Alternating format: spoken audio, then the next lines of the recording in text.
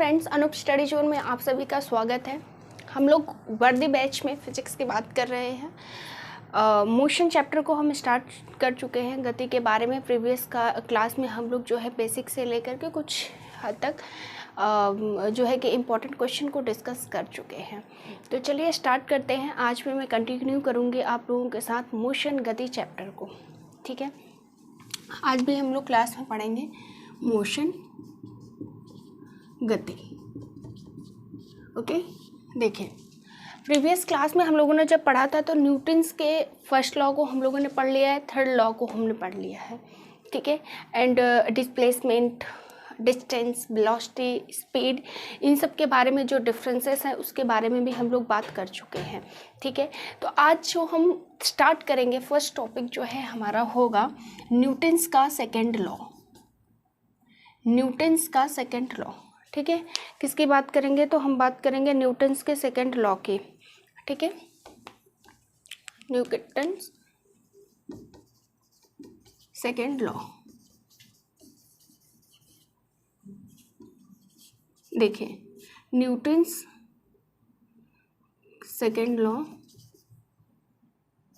Second नियम या फिर जो है लॉ कर लीजिए। ठीक है, इसको दूसरा नियम भी कर लीजिए। देखें, हम लोग जब क्लास में पढ़ रहे थे प्रीवियस क्लास, तो हमने कहा था कि हम न्यूटन के जो है फर्स्ट लॉ को मैंने पढ़ लिया, थर्ड लॉ को हमने पढ़ लिया, लेकिन सेकेंड को आज हम क्यों पढ़ रहे हैं, राइट? तो देखें, जो पहली बात तो ये कि न्यूटन का सेकेंड लॉ जो है ये बहुत ही इम्पॉर्टेंट है। ठीक है, और थोड़ा सा डिफरेंट भी है फर्स्ट लॉ और थर्ड लॉ के कंपैरिजन में। ठीक है, तो इसीलिए हम जनरली क्या करते हैं कि हम लोगों ने प्रीवियस क्लास में फर्स्ट लॉ के बाद डायरेक्ट थर्ड लॉ ही पढ़ा था। ठीक है, उसके बारे में थॉरली डिस्कशन हो चुका है। तो जो लोग भी चैनल पे नए हैं, पहले तो चैनल को सब्सक्राइब कर लीजिए। ठीक है, अपने दोस्तों के साथ फटाफट इसको शेयर कर लीजिए। और इसके बाद एक और बात भाई, कि जिन लोगों ने पहले नहीं देखा है, प्रीवियस क्लासेस नहीं देखी हैं यूनिट्स एंड मेजरमेंट की, या फिर जो है मोशन के फर्स्ट पार्ट को नहीं देखा है, तो डिस्क्रिप्शन लिंक में आप लोगों को उसका लिंक भी दिया गया है, या फिर डायरेक्ट चैनल के प्लेलिस्ट पे जा कर के आप वीडियोस को देख सकते हैं। ठीक है, इससे क्या होगा कि आप लोगों के जो डाउट्स है वो क्लियर होते रहेंगे। तो जब भी मैं आगे प्रोसीड करूँगी तो आप लोगों के लिए समझना चीज़ें आसान हो जाएंगी। हालांकि मैं पूरी कोशिश करती हूँ कि आप लोगों का रिवीजन होता रहे। ठीक है, तो जितने भी लोग चैनल पर नए हैं फटाफट चैनल को सब्सक्राइब कर लीजिए और अपने दोस्तों के साथ इसको शेयर कर लीजिए। चलिए बात कर रहे हैं हम न्यूटन सेकेंड लॉ की। ठीक है, देखिए, जो न्यूटन सेकेंड लॉ होता है इसके अकॉर्डिंग क्या होता है कि हम लोगों ने पढ़ा है एक मोमेंटम, ठीक है, संवेग के बारे में पढ़ा है। ठीक, तो जो न्यूटन सेकेंड लॉ है बेसिकली ये क्या कहता है कि हमारा जो फोर्स होता है, ठीक है, फोर्स, तो एक चीज़ और समझिए सबसे पहले कि जो हमारा न्यूटन्स का लॉ है, इस सेकेंड लॉ है, इसको हम क्या कहते हैं? इसको हम कहते हैं कि Newton second law defines force.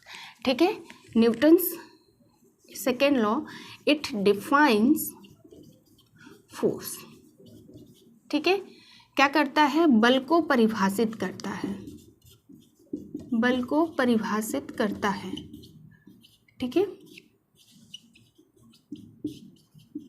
ठीक, तो देखिए, जब हम लोग फर्स्ट लॉ की बात कर रहे थे तब हमने कहा कि न्यूटन्स के फर्स्ट लॉ को हम कहते हैं इनर्शिया, जड़त्व का नियम भी कहते हैं। ठीक है, यहाँ से क्वेश्चंस बनते हैं। वैसे यहाँ पे न्यूटन सेकेंड लॉ को हम क्या कहते हैं कि ये फोर्स को डिफाइन करता है, बल को परिभाषित करता है। ठीक है, चलिए डेफिनेशन पढ़ते हैं कि according to Newton second law क्या कहता है कि जो हमारा फोर्स होता है वो डायरेक्टली प्रोपोर्शनल होता है चेंज इन मोमेंटम। ठीक है, आई बात समझ में? मतलब चेंज इन मोमेंटम। देखिए, पहले हम इसका जो है कि लिख लेते हैं फॉर्मूला। देखिए, जो फोर्स होता है, force is directly proportional to dp upon dt। ठीक है, आई बात समझ में? मतलब जो हमारा ये फोर्स हो गया, ये जो फोर्स है किसके प्रोपोर्शनल है? dp क्या है? Change in momentum. ठीक है, यहाँ पे हमारा जो dp है ये क्या है? Change in momentum. ठीक है, संवेग में परिवर्तन, संवेग में परिवर्तन। ठीक है, चलिए नीचे dt, dt क्या हो गया, change in time, change in time, समय में परिवर्तन।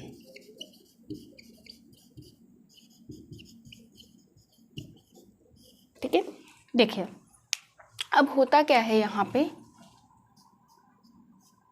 Change in momentum. ठीक है, चेंज इन समय में परिवर्तन। देखिए जो न्यूटन सेकेंड लॉ है ये क्या कहता है कि भाई जो हमारा फोर्स होता है वो किसके प्रोपोर्शनल है, डायरेक्टली प्रोपोर्शनल। डायरेक्टली प्रोपोर्शनल किसके है, चेंज इन मोमेंटम, मतलब जो समय में परिवर्तन होता है उसके डायरेक्टली प्रोपोर्शनल होता है हमारा फोर्स। ठीक है, और इन्वर्सली प्रोपोर्शनल किसके होता है, समय के, टाइम के, टाइम के जो चेंज इन टाइम है। ठीक है, यहाँ पे डी का मतलब क्या होता है, चेंज इन टाइम। ठीक है, या फिर कह लो चेंज इन मोमेंटम, तो इसीलिए ये डी लगा हुआ है। ठीक, कंफ्यूज नहीं होना है। तो हमारा जो फोर्स है वो डायरेक्टली प्रोपोर्शनल है किसके, मोमेंटम के, चेंज इन मोमेंटम, और इन्वर्सली प्रोपोर्शनल किसके होता है, टाइम के। ठीक है, जब भी तो ठीक तो आई बात समझ में। तो जब हम इसके डेफिनेशन की बात करते हैं तो हम आगे डिफाइन करेंगे कि न्यूटन सेकेंड लॉ क्या होता है। तो हम कहेंगे कि rate of change of momentum is directly proportional to force. ठीक है, क्या कहेंगे भाई, rate of change of, rate of change of momentum is directly proportional to force। ठीक है, आई बात समझ में। ये डेफिनेशन है न्यूटन सेकेंड लॉ की। ठीक है, देखिए यही चीज़ तो हमने बात करी भाई कि जो हमारा फोर्स हो गया वो क्या है, डायरेक्टली प्रोपोर्शनल है किसके, चेंज इन मोमेंटम के। ठीक है, हिंदी वाले भी भाई लिख लो, संवेग परिवर्तन का दर, संवेग परिवर्तन का दर, जो संवेग परिवर्तन का दर है वो किसके समानुपाती है, तो आरोपित बल के समानुपाती है, आरोपित बल के समानुपाती है। ठीक है, चलिए ये मैंने लिख दिया। हालांकि आप लोगों को पीडीएफ मिलेगी जिसमें थॉरली सब चीज़ें हिंदी और इंग्लिश दोनों में लिखी हुई हैं। ठीक है, चलिए हमने बात करी यहाँ पे, आप लोग समझने पे फोकस करिए कि फोर्स किसके प्रोपोर्शनल है भाई, directly proportional to change in momentum. ठीक है, चलिए अब थोड़ा सा मोमेंटम के बारे में बात कर लीजिए कि मोमेंटम होता क्या है। देखिए जब जो हमारा मोमेंटम होता है वो क्या होता है, मास इनटू वेलोसिटी। ठीक है, फटाफट देखिए ये सब चीज़ें तो आप लोगों को भी पता है, तो आप लोग इसको कमेंट बॉक्स में आंसर करते रहिए। अगर मैं कहूँगी कि जो हमारा मोमेंटम होता है उसका फॉर्मूला क्या है, तो आप कहेंगे मास इनटू वेलोसिटी।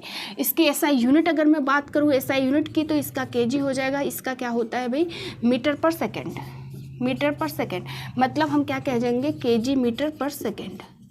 ये क्या हो जाएगा, मोमेंटम का एसआई यूनिट हो जाएगा। ये सब इंपॉर्टेंट है, फॉर्मूला भी इंपॉर्टेंट है, एसआई यूनिट भी इंपॉर्टेंट है। हालांकि थॉरली डिस्कशन जो है फर्स्ट चैप्टर में हमारा इसके बारे में किया हुआ है, फिलहाल रिवीजन के लिए मैंने आप लोगों को बता दीजिए। चलिए क्या हुआ भाई, तो हमारा मोमेंटम क्या होता है, मास इनटू वेलोसिटी, मतलब द्रव्यमान। ठीक है, द्रव्यमान इनटू वेग।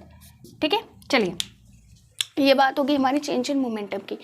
पहला क्वेश्चन कहाँ से बनता है कि हमारा जो न्यूटन सेकेंड लॉ है किसको डिफाइन करता है, फोर्स को। न्यूटन फर्स्ट लॉ किसको डिफाइन करता है, जड़त्व को, इनर्शिया को। इनर्शिया के बारे में सारी बातें हो चुकी हैं, उसके टाइप से भी क्वेश्चन आता है। ठीक है, यहाँ पे न्यूटन सेकेंड लॉ किसको डिफाइन करता है भाई, हमारा फोर्स को करता है। ठीक है, फोर्स किसके प्रोपोर्शनल होता है, चेंज इन मोमेंटम के प्रोपोर्शनल होता है। मोमेंटम क्या होता है, मास इनटू वेलोसिटी होता है।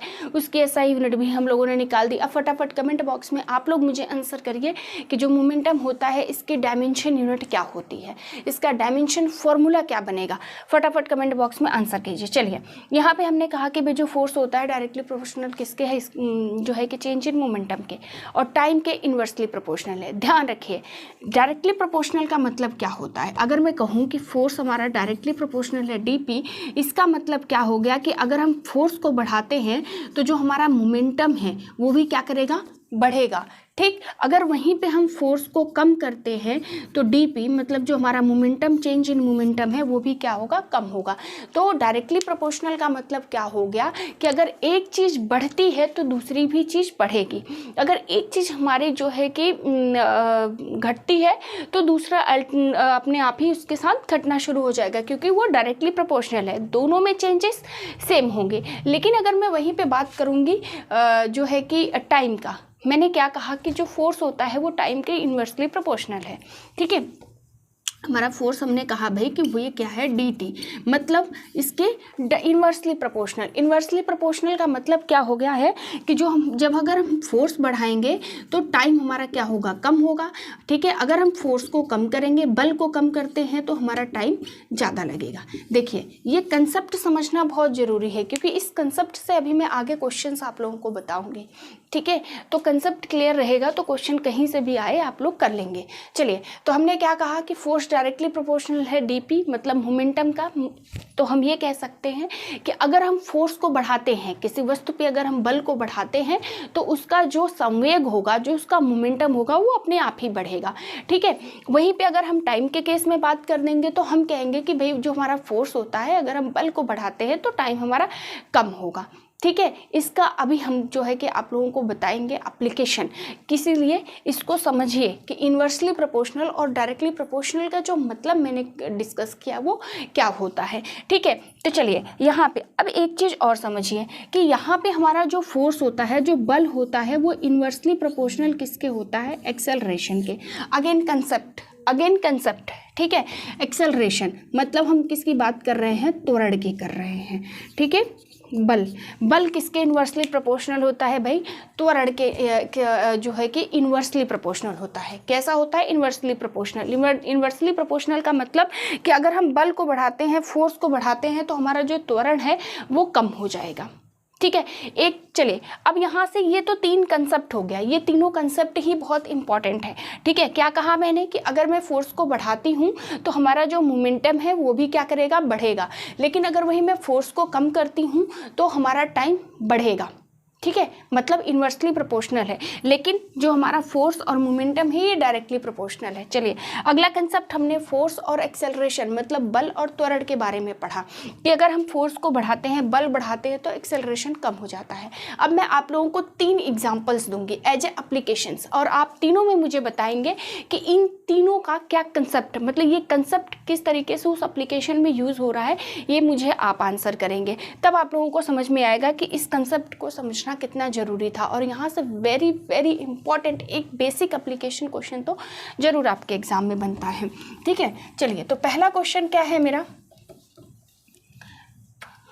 फर्स्ट क्वेश्चन है, पहला क्वेश्चन है हमारा कि अगर सपोज करिए यहाँ पे एक कोई झूला लगा हुआ है। ठीक है, झूला है कोई, ठीक है, झूला, ठीक, इस पे एक मोटा आदमी बैठा हुआ है। ठीक है, एक झूले पे कोई मोटा आदमी बैठा हुआ है। ठीक है, आगे बात समझ में। एक दूसरा झूला है सपोज करिए। ठीक है, दूसरे झूले पे कोई पतला आदमी बैठा हुआ है।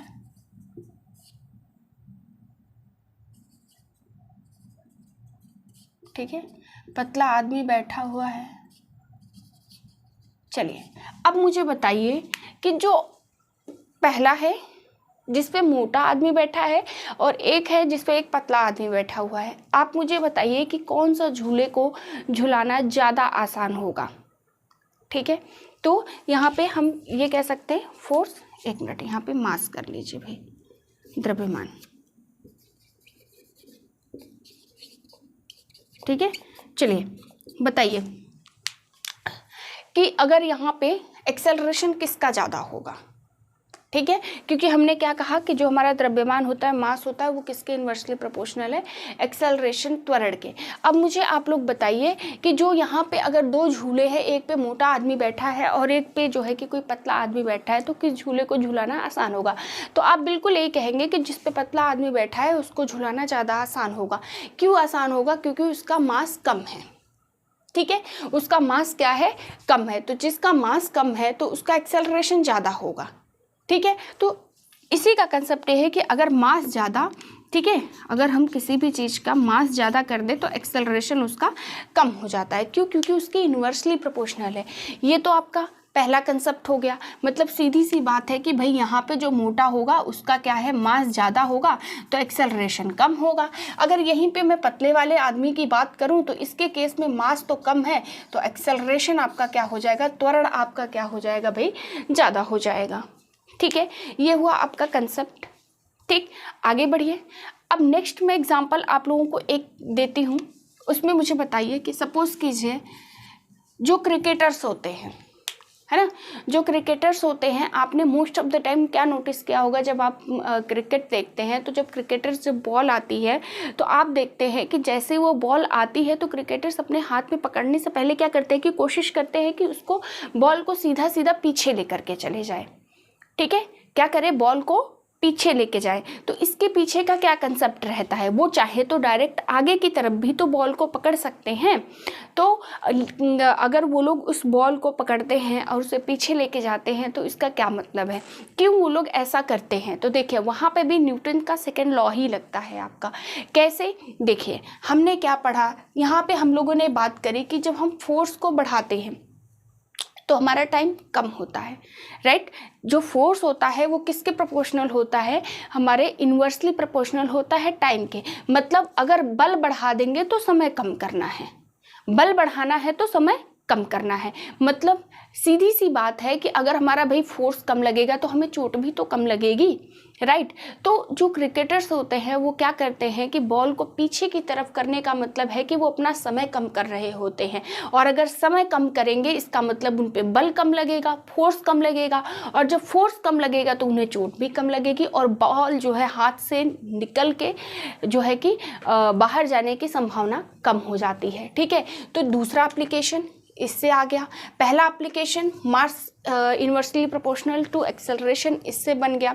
ठीक है, उसी तरीके से एक और हो गया कि जो कराटे के स्टूडेंट्स होते हैं, जिन्होंने कराटे सीखा होता हो, बहुत ईजिली ईंट को जो है कि तोड़ लेते हैं। एज ए नॉर्मल तो लगभग तोड़ भी नहीं पाते हैं, लेकिन अगर जो कराटे के स्टूडेंट्स होते हैं जिनको कराटे की नॉलेज होती है, आपने देखा है कि वो 4-4, 5-5 या फिर एक कह लो बड़े से पत्थर को भी वो ईजिली तोड़ लेते हैं। लेकिन आपने कभी नोटिस किया है कि जब कराटे के जो लोग कराटे सीखे होते हैं वो लोग ईंट या पत्थर तोड़ने से पहले कुछ देर तक उस पर अपने हाथ को जो है कि इस तरीके से फेरते हैं, लाइक उस पर वो लोग जो है कि आजमाते हैं, कोशिश करते हैं कि मतलब तुरंत वो जाते हैं और ईंट को नहीं तोड़ते हैं, उससे पहले वो कुछ देर तक ईंट को जो है कि समय देते हैं। तो ऐसा क्यों करते हैं? अगर आप लोगों को ये कंसेप्ट समझ में आ गया है, जो क्रिकेटर वाला कंसेप्ट समझ में आ गया है, तो आई होप आप लोगों को ये भी चीज़ें क्लियर हो गई होंगी।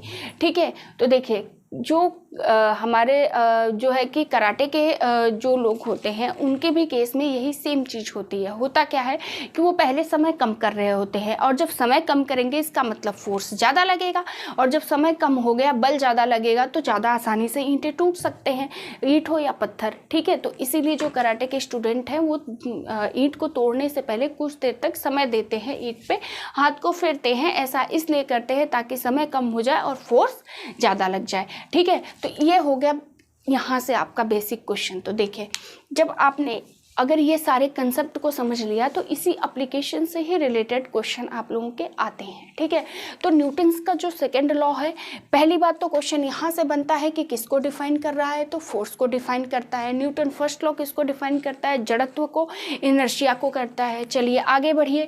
फोर्स डायरेक्टली प्रोपोर्शनल होता है चेंज इन मोमेंटम। मोमेंटम क्या होता है, मास इनटू वेलोसिटी। ठीक है, हमने ये सही यूनिट भी पढ़ ली।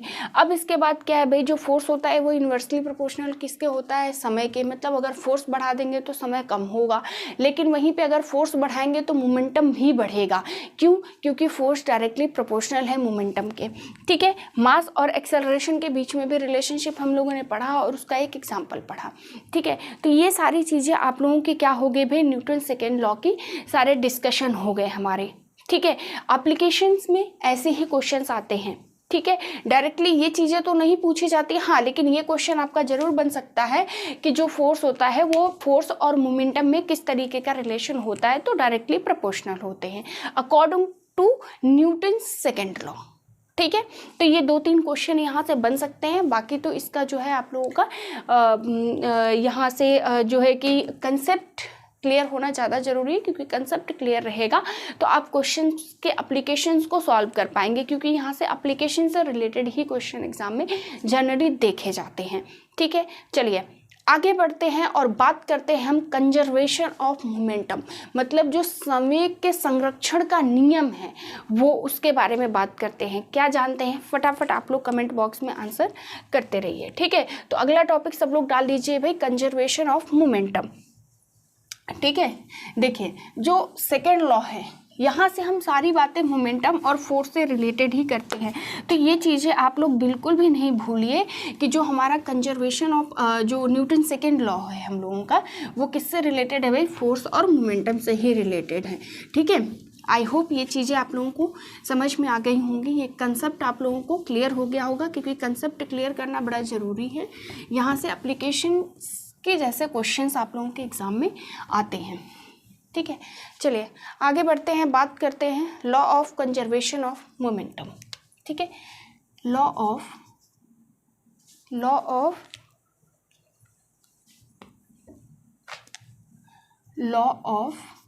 Conservation of momentum. ठीक है, संवेग के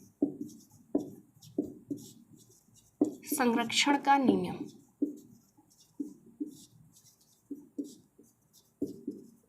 संवेग के संरक्षण का नियम।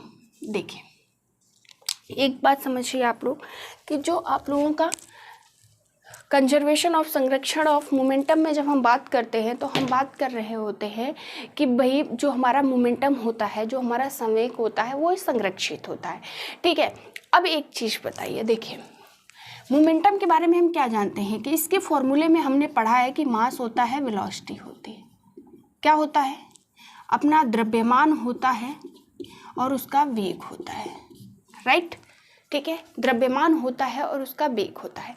इसका मतलब हम यहाँ पे जब संरक्षण मोमेंटम की जब जनरली बात करेंगे तो हम कहेंगे कोलिजन की, क्योंकि एक तो कोई भी बॉडी है उसका अपना मास होगा, द्रव्यमान होगा और उसके साथ ही साथ उसमें वेलोसिटी होगी, मतलब उसका वेग होगा।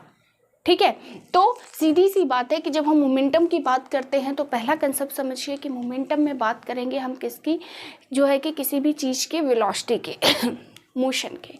ठीक है, तो उसी तरीके से जो अब हम संरक्षण की बात कर रहे होते हैं कि law of conservation of momentum, तो यहाँ पे हम ये बात कर रहे होते हैं कि किसी दो वस्तु के कॉलिजन की, मतलब किसी दो वस्तु जो होंगे उसमें जो टकराव हो रहा होगा उसके बारे में हम लोग बात करेंगे। ठीक है, देखिए कल जब हम लोगों ने पढ़ा था इनिशियल, ठीक है, ये इनिशियल पॉइंट, प्रारंभिक बिंदु, ठीक है, प्रारंभिक बिंदु, फाइनल पॉइंट,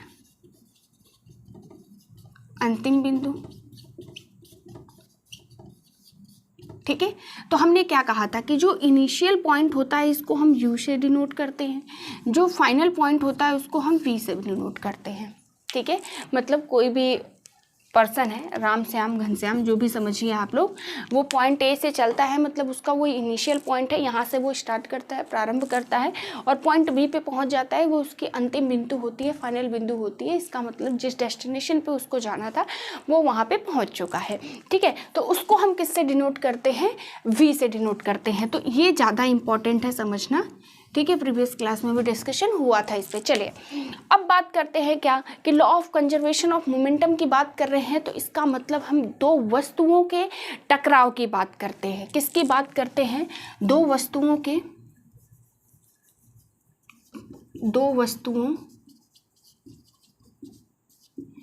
टकराव। ठीक है, दो वस्तुओं के टकराव की बात करते हैं, मतलब कॉलिजन ऑफ ऑब्जेक्ट। ठीक है, मतलब क्या हो गया भाई कि जब दो वस्तु टकराती हैं, ठीक है, तो उसके जो है कि उसके बारे में हम बात करते हैं, मतलब कॉलिजन ऑफ ऑब्जेक्ट्स के। ठीक है, तो जब भी बात होगी हमारे मोमेंटम की, क्यों, क्योंकि भाई देखिए जो ऑब्जेक्ट होता है उसका अपना मास होगा और उसकी अपनी वेलोसिटी होगी। ठीक है, मास है, वेलोसिटी है, तो मतलब टकराव की बात होगी। तो यहाँ पे सबसे पहली बात तो बात करिए कि लॉ ऑफ कंजर्वेशन जो होता है, संरक्षण का नियम लगता कहाँ है, तो जहाँ पे दो वस्तु टकराती हैं वहाँ पे लगता है, ठीक है। अच्छा चलिए आगे बढ़ते हैं। देखिए इसकी अभी डेफिनेशन वगैरह जो प्रॉपरली है आप लोगों को PDF में मिल जाएगी, ठीक है। इसलिए मैं समझाने की कोशिश कर रही हूँ, समझने पर आप लोग खासा ध्यान दीजिए, ठीक है, क्योंकि डेफिनेशंस तो एग्जाम में नहीं आती हैं, लेकिन आप लोगों के लिए समझना जरूरी है, जो कि मैं आप लोगों को समझा देती हूँ। बाकी नोट्स के लिए PDF आप लोगों को लेक्चर के जो है डिस्क्रिप्शन लिंक में मिल जाएगी। चलिए क्या कहा हमने कि दो वस्तुओं के टकराने के बारे में जब बात करते हैं तब वहाँ पे हम कंजर्वेशन ऑफ मोमेंटम की बात करते हैं, संवेग के संरक्षण का नियम लगता है, ठीक है भाई। देखिए मान लीजिए एक ऑब्जेक्ट ये है, क्या है, ये एक ऑब्जेक्ट है, ठीक है। अभी ऑब्जेक्ट टकराया नहीं है, ऑब्जेक्ट टकराया नहीं है, तो इसका मतलब u1 मतलब उसकी इनिशियल वेलोसिटी होगी। क्यों? क्योंकि अभी इसमें तो मूवमेंट ही नहीं हुई है ना, मतलब जो ये ऑब्जेक्ट है ये अभी मूव किया ही नहीं है, अपनी इनिशियल पॉइंट पे है, ठीक है भाई।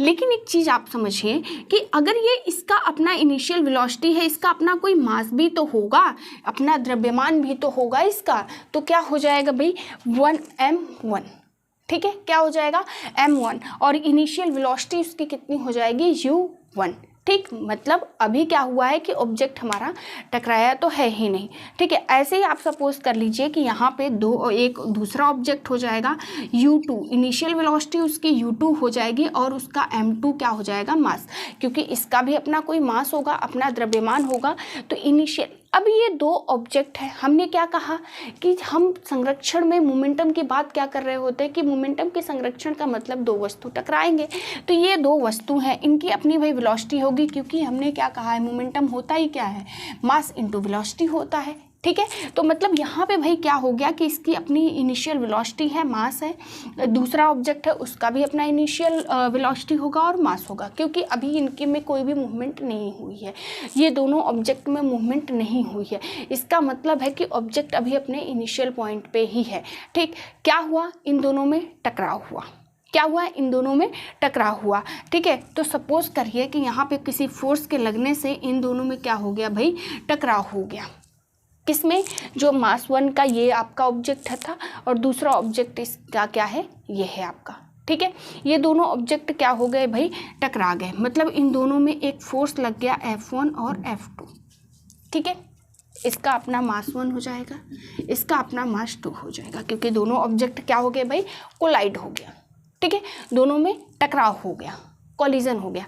अब वो क्या होगा भाई, जब यहाँ पे इन दोनों में कॉलिजन हो गया, तो कोलिजन के बाद मतलब इनिशियल पॉइंट से तो निकल चुके हैं, अब ये कोलाइड होकर के किसी डेस्टिनेशन पे पहुंचेंगे, मतलब अपनी फाइनल बिंदु पे पहुंचेंगे, राइट। जब फाइनल बिंदु पे पहुंचेंगे तो ध्यान दीजिए, जब फाइनल बिंदु पे पहुंचे तो ये m1 मास तो उसका m1 ही रहेगा, लेकिन एक बात बताइए यहाँ पे v1 हो जाएगा, क्या हो जाएगा, v1 हो जाएगा, क्या हो जाएगा भाई, v1 हो जाएगा। क्यों? क्योंकि अब तो ये कोलाइड हो चुके हैं ना, अपने फाइनल डेस्टिनेशन पे आ चुके हैं। तो हम किसकी बात कर रहे हैं कि जब अंतिम बिंदु पे हम बात करते हैं वेलोसिटी की, वेग की, तो वो हमारा हो जाता है v1, राइट। और उसी के साथ जो दूसरा ऑब्जेक्ट हो जाएगा हमारा, वो क्या हो जाएगा, तो ये हो जाएगा भाई हमारा m2, ठीक है, दूसरे ऑब्जेक्ट का मास, और यहाँ पे क्या हो जाएगा v2, राइट, ठीक है, दूसरा ऑब्जेक्ट का क्या हो जाएगा v2। बात समझ में आ गई। तो मतलब ये हो गया भाई कि जब ये हमारा क्या हो गया, इनिशियल की कंडीशन हो गई, किसकी कंडीशन हो गई, इनिशियल की कंडीशन हो गई। इनिशियल कंडीशन मतलब, इनिशियल कंडीशन का मतलब हो गया सीधा सा कि अभी ऑब्जेक्ट टकराया नहीं है। यहाँ पे ऑब्जेक्ट में क्या हो गया, कॉलिजन हो गया, टकराव हो गया, ठीक है। यहाँ पे क्या हो गया भाई, टकराने के बाद इनकी फाइनल, ठीक है, फाइनल कंडीशन, ठीक है।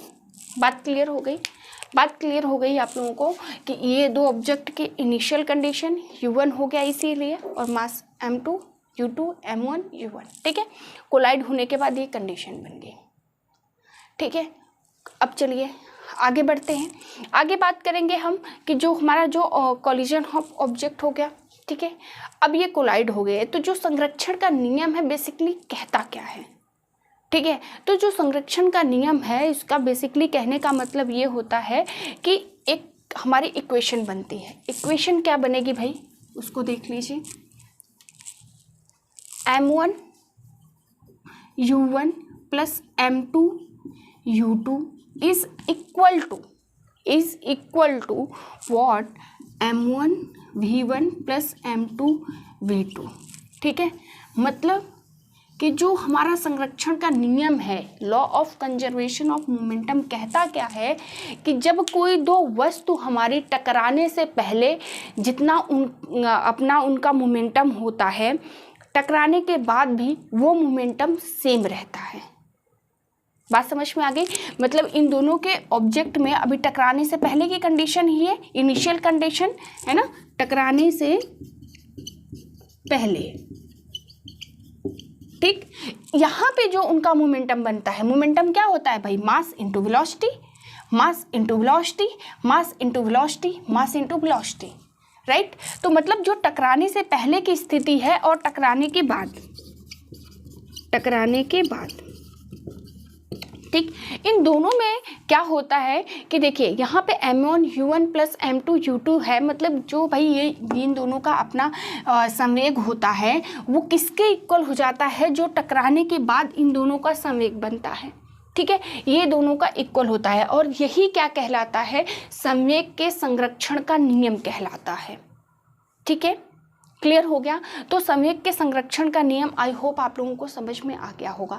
तो पहली बात क्या होगी यहाँ पे कि हम सबसे पहले कहेंगे कि जब संवेग के संरक्षण की बात कर रहे होते हैं, मतलब मोमेंटम की बात कर रहे होते हैं, तो ये कंडीशन कब लागू होती है, जब दो ऑब्जेक्ट क्या होते हैं, आपस में टकराते हैं। ठीक है, जब कॉलिजन होता है, टकराव होता है, तभी वहाँ पे हमारा मोमेंटम के संरक्षण का नियम लगता है, पहली बात। दूसरी कंडीशन, हमारी जो इनिशियल कंडीशन होती है, टकराने से पहले जो मोमेंटम होता है और जो टकराने के बाद मोमेंटम होता है, दोनों क्या होते हैं, आपस में बराबर होते हैं। ठीक है, अगला क्वेश्चन, अगली चीज़ें क्या हो जाएंगी भाई, तो अब नेक्स्ट हम बात करते हैं कि जो ये फोर्स होता है, मतलब देखिए जब यहाँ पे टकराएंगे, यहाँ पे जब टकराते हैं तो इसका अपना फोर्स होता है और जो टकराने के बाद यहाँ पे जो कंडीशन बनती है उनका अपना फोर्स होता है। तो एक चीज़ ध्यान रखिए कि दोनों फोर्स जो पहले लग रही होती है और जो फोर्स बाद में लग रही होती है, दोनों इक्वल होती है। और एक चीज़ भाई यहाँ पे क्या होता है, नेगेटिव का मतलब क्या हो गया कि अपोजिट डायरेक्शन में लग रही होती है। क्यों? क्योंकि एक चीज़ और ध्यान रखिए भाई कि जब भी जो देखिए जो आपका संवेग, पहले का जो संवेग होता है वो पूरा का पूरा कोशिश करता है कि पूरा फोर्स आपके किस पे लग जाए, दूसरे वाले पे, और दूसरा को क्या कोशिश करता है कि जितना फोर्स है वो कंप्लीट फोर्स आपका लग जाए फर्स्ट पे। Is that clear? ठीक है, तो इट मीन्स कि क्या होता है, जो हमारा फोर्स हो गया वो क्या रहेगा भाई, वो इक्वल तो होगा लेकिन अपोजिट डायरेक्शन में होता है। क्यों? क्योंकि भाई m जो है कि इनिशियल कंडीशन का जो है वो पूरा का पूरा फोर्स जो है कि क्या कोशिश करता है, हमारा जो है कोलिजन के बाद वाले कंडीशन पे जो है कि पास हो जाए। ठीक है, तो इसका मतलब ये एक चीज़ और ध्यान रखिए भाई आप लोग कि यहाँ पे ये बातें होंगी कि जो हमारा फोर्स 1 होगा, F1 होगा और F2 जो होगा वो इक्वल तो होगा लेकिन अपोजिट डायरेक्शन में होगा, इसीलिए यहाँ पे हम लोगों ने इसको माइनस लिखा है। State clear? ठीक है, तो ये सारी बातें जो हम लोगों ने कर ली वो किसकी बात करी, कंजर्वेशन ऑफ मोमेंटम, संरक्षण ऑफ संवेग का नियम। ठीक है, आई होप ये सारी चीज़ें आप लोगों को प्रॉपरली क्लियर हो गई होंगी कि क्या बातें हम लोगों ने इसके बारे में करी।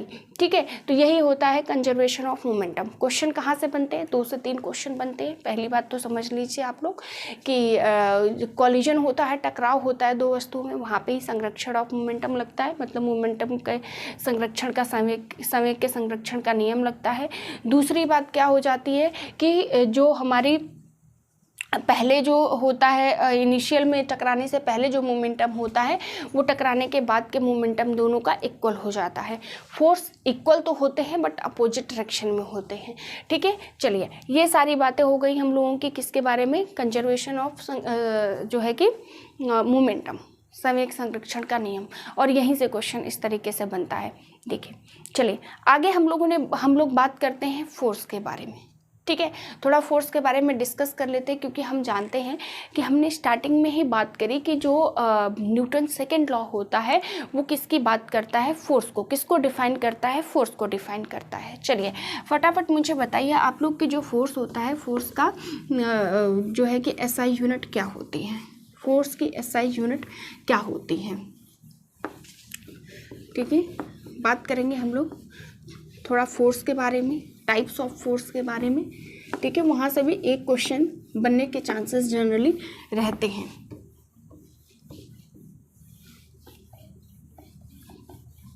चलिए बात कर रहे हैं हम फोर्स के बारे में। तो फोर्स की एसआई यूनिट होती है न्यूटन। ठीक है, फोर्स की एसआई यूनिट क्या हो जाती है, तो फोर्स की एसआई यूनिट होगी फोर्स, बल की एसआई यूनिट बात करें, एसआई यूनिट क्या हो जाएगी, न्यूटन। ठीक है, इम्पॉर्टेंट है।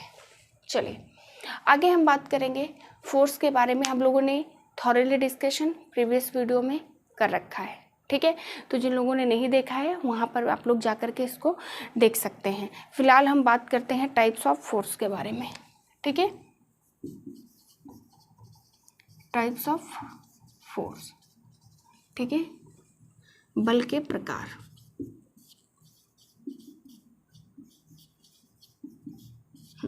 देखिए बल, फोर्स कितने टाइप का होता है, 2 टाइप का होता है। ठीक है, कैसा होता है, 2, एक कांटेक्ट फोर्स होता है, कांटेक्ट फोर्स। ठीक है, दूसरा होता है नॉन कांटेक्ट फोर्स।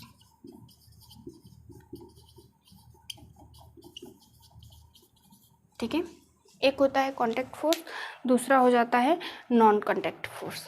ठीक है, देखिए कांटेक्ट से मतलब ही समझ में आ रहा है कि ऐसा बल जो क्या हो, छूने से लगता हो, किसी के कांटेक्ट में आने से लगता हो। ठीक है, तो ये बल, ये फोर्स कैसा होगा, फोर्स इन टच। ठीक है, मतलब किसी भी 2 चीज़ों के टच में जब कोई फोर्स जो होता है वो लगता है, तो उसको हम कहेंगे भाई कि वो फोर्स कैसा है, कैसा है ये बल, हमारा जो है कांटेक्ट फोर्स है। ठीक है, वहीं अगर मैं नॉन कांटेक्ट फोर्स की बात करूँ तो नॉन कांटेक्ट फोर्स ऐसे फोर्स होते हैं जो बिना पास या बिना टच के भी फोर्स, दूर से फोर्स लेकिन लगते हैं। ठीक है, ऐसे फोर्स हमारे क्या कहलाते हैं, नॉन कांटेक्ट फोर्स। ठीक है, तो मतलब ये भी कह सकते हैं कि इंटरेक्शन होता है। ठीक है, interaction between object, interaction between object. ठीक है, और यहाँ पे अगर हम नॉन कांटेक्ट की फोर्स की बात करते हैं तो अट्रैक्शन और रिपल्सन, अट्रैक्शन और रिपल्सन विदाउट कांटेक्ट, या कह लो विदाउट इंटरेक्शन। ठीक है, मतलब बिना टच के दूर से भी ये फोर्स काम करता है। और अगर हम कांटेक्ट फोर्स की बात करते हैं तो मतलब जो 2 ऑब्जेक्ट के बीच में जब अट्रैक्शन होता है, छूने पे जो बल लगता है वो क्या कहलाता है, कांटेक्ट फोर्स होता है। ठीक है, एग्जाम्पल की बात कर लेते हैं तो देखिए जैसे स्प्रिंग फोर्स, स्प्रिंग फोर्स।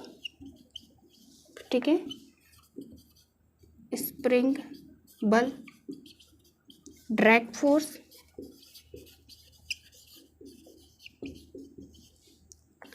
ठीक है,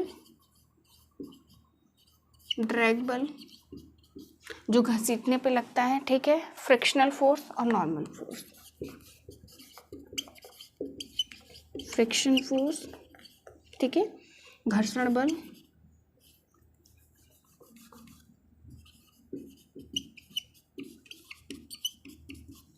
नॉर्मल फोर्स।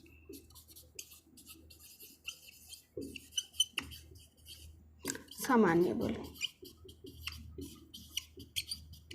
ठीक है, अब बात करते हैं, देखिए जैसे अगर आप बात करेंगे स्प्रिंग फोर्स की, है ना, जब स्प्रिंग लगी रहती है तो जब तक आप उसमें टच नहीं करते तब आप देखेंगे कि उसमें कोई फोर्स काम नहीं कर रहा होता है। ठीक है, ड्रैग मतलब किसी चीज़ को खींचने पे जो बल लगता है। तो जब आप खींचेंगे मतलब वो ऐसा फोर्स जो टच में लगता है, ठीक है। फ्रिक्शनल फोर्स, घर्षण बल, घर्षण बल कौन सा होता है, जैसे सपोज करिए कि हम लोग जब हमारे जो वाहन चल रहे होते हैं रोड पे, तो उनके टायर और जो रोड होता है उसके बीच में क्या होता है, घर्षण बल लग रहा होता है, ठीक है, मतलब टच करने पे ही फोर्स लग रहा होता है। उसी तरीके से अगर हम नॉन कांटेक्ट फोर्स की बात करते हैं तो नॉन कांटेक्ट फोर्स हमारा क्या हो जाता है, ऐसा फोर्स जो क्या होता है भाई कि उसमें अट्रैक्शन या रिपल्सन होता है लेकिन उसमें इंट्रैक्शन की ज़रूरत नहीं होती है, मतलब किसी टच की ज़रूरत नहीं होती है कि भाई छूने पे ही हमारा वो फोर्स काम करेगा। उसके लिए बात करेंगे किसकी, ग्रेविटेशनल फोर्स, जो हमें अर्थ के थ्रू लगता है, ठीक है, ग्रेविटेशनल फोर्स, गुरुत्वाकर्षण बल,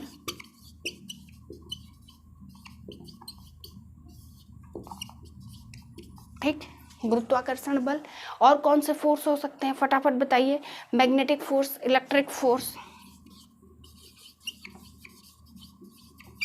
मैग्नेटिक फोर्स, ठीक है, इलेक्ट्रिक फोर्स एक्सेट्रा, ठीक है, विद्युत बल, चुंबकीय बल, है ना, मैग्नेटिक फोर्स मतलब चुंबकीय बल,